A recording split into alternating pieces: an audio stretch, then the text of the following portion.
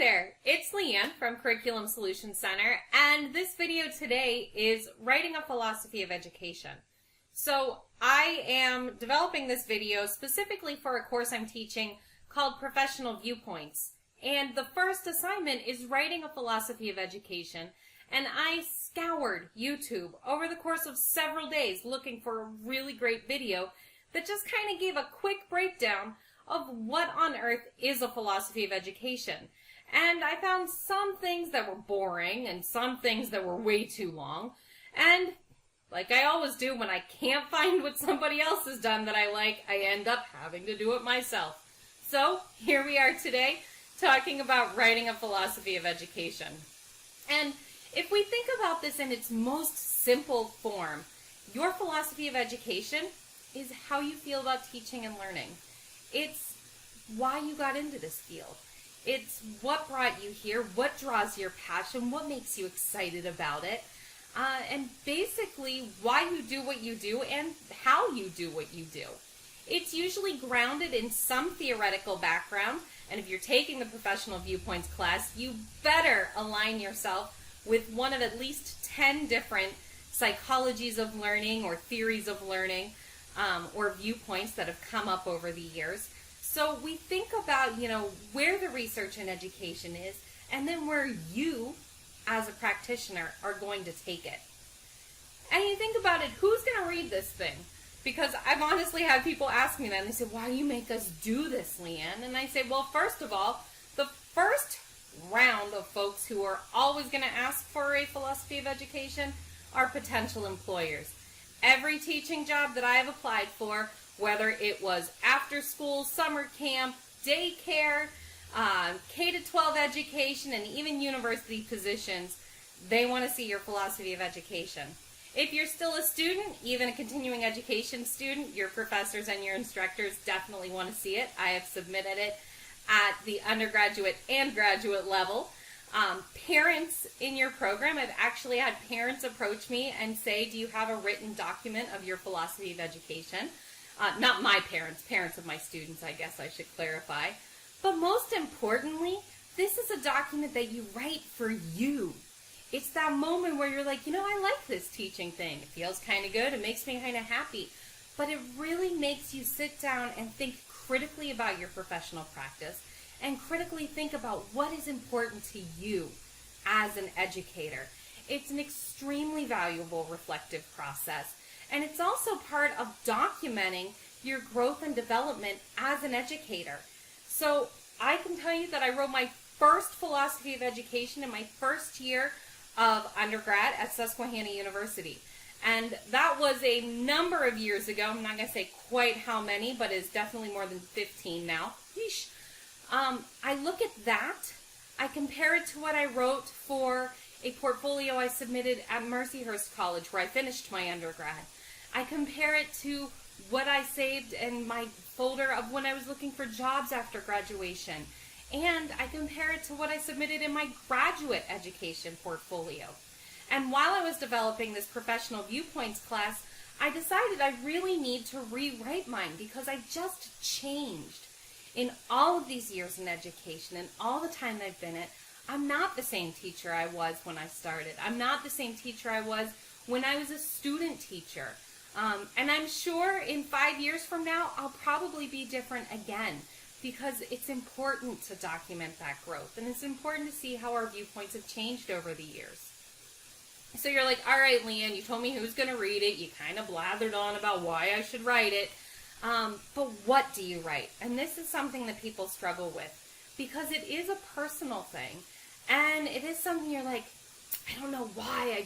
I feel like I have to. I feel like it's part of me. And if you write that and put it with a job application, it sounds a little corny. But I'm sure it's just as true for you as it is for me. But all of the times that I've done this exercise, whether myself or asking it of the learners in my courses, in my professional development, my mentees that I've had over the years that I encourage to write a philosophy of education, it really boils down to these two questions. How do teachers teach? How do learners learn? So you're going to say, how do I do my job in a way that makes it effective, in a way that makes it engaging? And that's what all of my teaching hinges upon. Is it effective? And is it engaging? And then I think, how should learners learn? If you know me, if you've ever been in one of my classes face-to-face, you know that I am a hands-on, minds-on person. So you are going to get up, you are going to move, you are going to touch, you are going to do, you are going to share and talk. I believe in the collaboration aspect of learning, and I believe so strongly in the tactile and sensory part of learning, even for us as adults. So when we think about these things, think about the experiences that you've had. Think about the moments where you loved being a learner, and how can you duplicate those for other people? How did you decide that this is what I was called to do? We ask children from the time they're very young, what do you want to be when you grow up? I always knew I wanted to be a teacher. I always knew I wanted to be a writer. I get to do both of those things. It's amazing. For a period of time, I also said I wanted to be President of the United States. As an adult, I've decided no thank you. But I know that I was born to do this job. But how do I convey that in a way that seems real and not hokey pokey? So how do you see your philosophy in action? When have you seen those light bulbs come on in your students? When are those moments where you've seen your students rejoice in their learning? And I'm thinking of one student right now, a 6th grade boy, who the first time he passed a social studies test, I think of the first time a preschool student spoke a full sentence to me.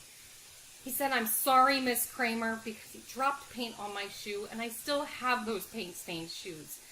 That was a moment where it was all worth it, where everything that I was doing seemed right. So when you have those moments, think about those as you're writing your philosophy of education. And if you don't have them yet, you will, as long as you have the passion to carry you to that moment. So think about why you do this. And if you haven't found those moments for yourself yet, like I said, you will. Think about those moments when you gave that to someone else. When you, as a learner, lit up in a room. When all of the things clicked. When all of the world made sense. And there was excitement and joy in discovering new things. These are the things that are going to help you write out your philosophy of education. And how do you see learners respond to you? How do you see them in action? Thinking about these, and if you Google writing a teaching philosophy or writing a philosophy of education, you come up with all sorts of reflective worksheets out there, all sorts of different styles. So if you think about all of these different things, they're going to really help you kind of craft this valuable document together. So I mentioned this a little bit before, that my philosophy of education has been changing constantly and evolving and adapting and growing. And becoming richer and more vibrant the longer I'm in this field. And you say, well, Leanne, how do I know when I'm done? Well, you're not. Your philosophy will change. And in looking at different websites and literature and articles in journals, there are recommendations that you should never go more than 3 years without rewriting your philosophy of education. And some of those will make the recommendation that you should do it at the beginning and end of every school year. I'm going to say, let's face it, not everybody has time for that. So maybe every 3 years, or maybe every time you have an aha. But your philosophy of education is never done. It is never solid.